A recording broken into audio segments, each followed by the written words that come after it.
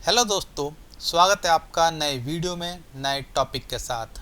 आज का टॉपिक है सीमेंट का initial and final setting time क्या होता है और इसकी क्या इम्पोर्टेंस है। जैसे कि आपको पता है, सीमेंट को किसी भी कंस्ट्रक्शन वर्क में यूज़ करने से पहले उस पर बहुत सारे टेस्ट करे जाते हैं। इनमें से ही एक टेस्ट है initial and final setting time of cement. इस वीडियो में हम ये भी जानेंगे कि इस टेस्ट की क्या इम्पोर्टेंस है और इस टेस्ट को करने के लिए किस एपरेटस का यूज़ करा जाता है। तो शुरू करते हैं आज के वीडियो को। तो सबसे पहले हम जानेंगे कि सीमेंट का initial and final setting time होता क्या है। तो सबसे पहले हम जानेंगे कि इनिशियल सेटिंग टाइम होता क्या है। जब भी हम कभी किसी भी सीमेंट को लेते हैं और उसमें पानी मिलाते हैं, तो जिस टाइम पर हमने पानी मिलाया और उस सीमेंट को पानी के साथ मिक्स किया और कुछ समय के बाद क्या होगा कि जो सीमेंट है वो धीरे धीरे टाइट होने लगेगा। तो जिस समय पर हमने पानी मिलाया था और जिस समय पर सीमेंट ने धीरे धीरे टाइट होना जस्ट स्टार्ट ही किया है, या ये कहें सीमेंट पेस्ट ने अपनी जो प्लास्टिसिटी है उसको खोना स्टार्ट शुरू कर दिया है, उन दोनों टाइम के बीच का डिफरेंस ही कहलाता है इनिशियल सेटिंग टाइम। इसको एक बार हम फिर समझते हैं। इनिशियल सेटिंग टाइम क्या होता है? इनिशियल सेटिंग टाइम वो टाइम है जब हम किसी सीमेंट में पानी मिलाते हैं और जिस समय के बाद हमारा सीमेंट प्लास्टिसिटी को खोने लगता है, उन दोनों टाइम के बीच का डिफरेंस कहलाता है इनिशियल सेटिंग टाइम। इसके बाद हम समझते हैं कि फाइनल सेटिंग टाइम क्या होता है। जब हम सीमेंट में पानी मिलाते हैं और पानी को सीमेंट में मिक्स करने के बाद सीमेंट को हार्ड होने देते हैं और सीमेंट पूरी तरीके से हार्ड हो जाता है, तो इन दोनों टाइमों के बीच के डिफरेंस को ही हम कहते हैं फाइनल सेटिंग टाइम। इसको हम फिर से एक बार देख लेते हैं। फाइनल सेटिंग टाइम क्या होता है? जब हमने सीमेंट में पानी मिलाया वो टाइम, और जब हमारा सीमेंट पूरी तरीके से हार्ड हो चुका है, यानी कि हमारे सीमेंट ने अपनी पूरी प्लास्टिसिटी खो दी है, उस टाइम के बीच का डिफरेंस कहलाता है हमारा फाइनल सेटिंग टाइम। इसके बाद हम जानेंगे कि आखिर initial and final setting time की क्या इम्पोर्टेंस है। जैसे कि आपको पता है, सीमेंट का यूज़ हम करते हैं कंक्रीट बनाने में, और कंक्रीट को हम किसी भी शेप में ढाल सकते हैं।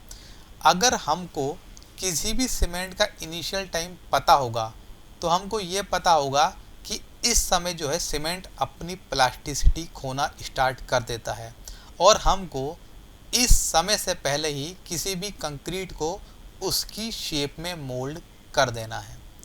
यानी कि अगर हमको किसी भी शेप में कंक्रीट को मोल्ड करना है तो सीमेंट के इनिशियल सेटिंग टाइम से पहले ही ये काम कर देना है। इसके बाद आता है हमारा कि आखिर फाइनल सेटिंग टाइम की क्या इम्पोर्टेंस है। तो फाइनल सेटिंग टाइम हमें क्या बताता है कि हमारा सीमेंट पूरी तरीके से हार्ड हुआ है या नहीं। तो अगर हम कहीं पर भी कंक्रीट का वर्क कर रहे हैं तो फाइनल सेटिंग टाइम से हमको ये पता चलता है कि हमको सीमेंट के हार्ड होने तक उस कंस्ट्रक्शन वर्क को किसी भी तरीके से डिस्टर्ब नहीं करना है, नहीं तो जो हमारी शेप है वो बिगड़ सकती है और हमारा जो वर्क है वो ख़राब हो सकता है। इसके बाद हम जानेंगे कि initial and final setting time को कैलकुलेट करने के लिए कौन कौन से एपरेटस चाहिए। तो सबसे पहले चाहिए हमको बिकेट एपरेटस, इसके बाद चाहिए हमको stopwatch, balance, mixing tray and gauging trowel. अब हम जानेंगे कि आखिर बिकेट एपरेटस क्या होता है।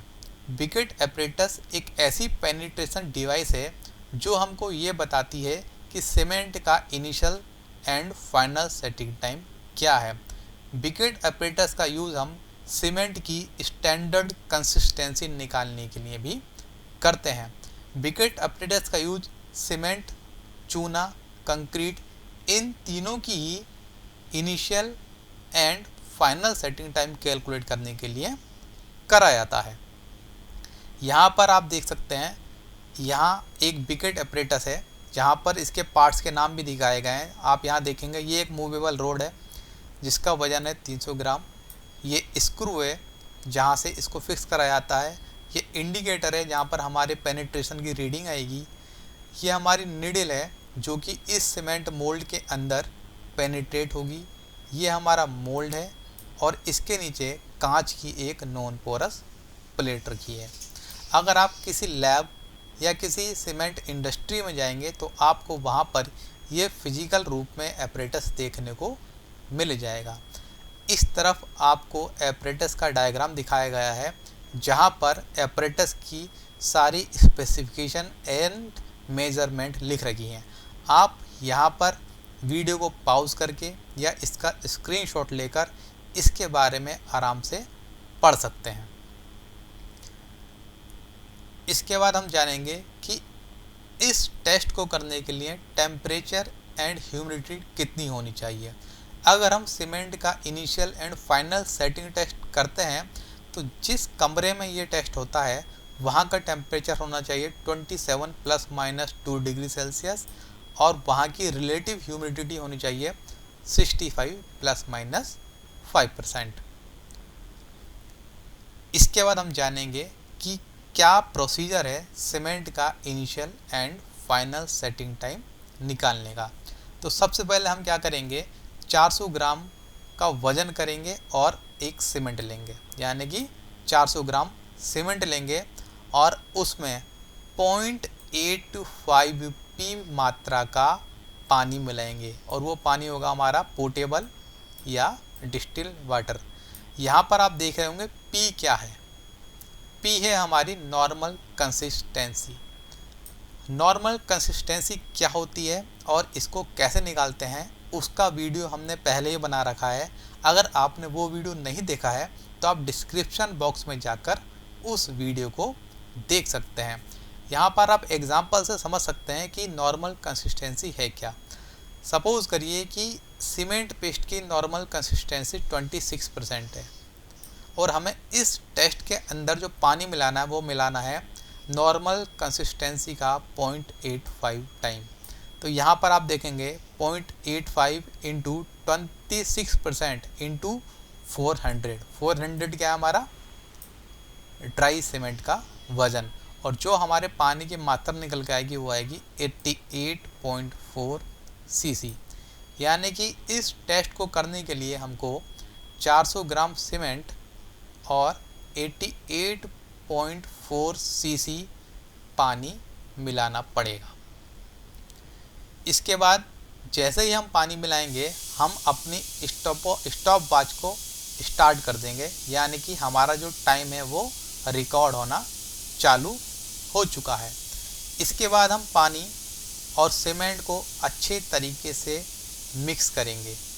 यहाँ पर एक बात ध्यान देने वाली ये है कि जैसे ही हम मिक्सिंग स्टार्ट करते हैं और सीमेंट को मिक्स करने के बाद मोल्ड में भरेंगे, जैसे कि आप इस पिक में देख सकते हैं, इनका जो टाइम है वो 3 से 5 मिनट का ही होना चाहिए। जब हम सीमेंट को अच्छे तरीके से मिक्स कर लेंगे उसके बाद इसको बिकेट मोल्ड में भर देंगे। जैसे कि ये मोल्ड है हमारा, कौन सा मोल्ड है, बिकेट मोल्ड। इसमें हम हमारे सीमेंट को भर देंगे और इसके नीचे हमने एक प्लेट लगा रखी है, नॉन पोरस प्लेट, जो कि कांच की है। इसके बाद हम सीमेंट को पूरे तरीके से भरने के बाद एक्स्ट्रा सीमेंट को इस ट्रॉवल की मदद से हटा देंगे और इस मोल्ड पर धीरे धीरे शेकिंग करेंगे ताकि इसके अंदर कोई बची हुई अगर एयर है वो भी बाहर निकल जाए। इसके बाद हम जानेंगे कि आखिर जो सेटिंग टाइम है वो निकालते कैसे हैं। अब जब हमने हमारा मोल्ड जो भरा था सीमेंट से उसको हम एपरेटस के नीचे लाएंगे, जैसे कि आप इस डायग्राम में देख सकते हैं कि एपरेटस के नीचे लाए हैं और इसके अंदर एक निडल, जिस डायग्राम आप देख सकते हैं निडल है, इस निडल को हमारे मोल्ड की ऊपरी सतह पर जस्ट टच करेंगे और जैसे ही ये निडल टच हो जाती है उसके बाद इसको फ्रीली फॉल करा देंगे। तो शुरुआत में क्या होगा, क्योंकि हमारा जो सीमेंट है अभी ताज़ा ताज़ा है, तो ये जो नीडल है पूरी तरीके से अंदर तक पेनिट्रेट कर जाएगी। लेकिन हमको ये टेस्ट बार बार करना है। कुछ समय के बाद क्या होगा कि ये जो हमारा सीमेंट है ये धीरे धीरे अपनी प्लास्टिसिटी खोने लगेगा और हमको बार बार इस नीडल को सेम प्रोसेस से नीचे गिराना है। वो कैसे गिराना है कि नीडल को इसकी सरफेस तक लाए और जस्ट टच करके फ्री फॉल कर दिया। और एक टाइम ऐसा आएगा कि ये जो नीडल है इसके बॉटम से, मोल्ड के बॉटम से ऊपर रुक जाएगी, जिससे ये पता चलेगा कि हमारा सीमेंट अब धीरे धीरे हार्ड होना स्टार्ट हो गया है। तो वो जो हमारी रीडिंग है वो होनी चाहिए 4.5 से 5.5 के बीच में। आप यहाँ देख सकते हैं 5 ± 0.5 mm, यानी कि 4.5 mm से लेकर 5.5 mm के बीच नीचे से जो हमारी नीडल है वो रुकनी चाहिए। और जिस समय पर हमको ये रीडिंग मिल जाएगी उस टाइम को भी हम नोट कर लेंगे। तो अब जानते हैं कि आखिर टाइम को कैलकुलेट कैसे करें।